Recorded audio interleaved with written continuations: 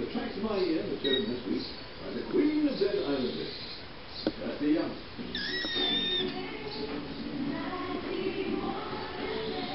And our first choice today is Neil Diamond with I Am My Bed.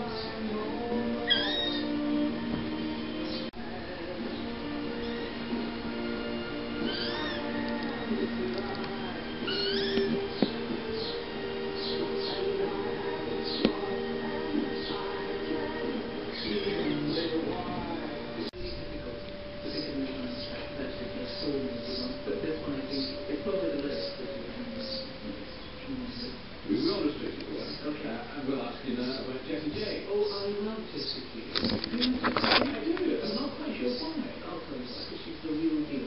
She is not a manufactured little pocket who's going to be here today and gone, well, I don't think so. I think Jessie J's been making really good music for a long time. She's obviously clearly smart. She's a brilliant performer. For me, I'm the mother of little girls, and it's quite difficult sometimes to share music with them.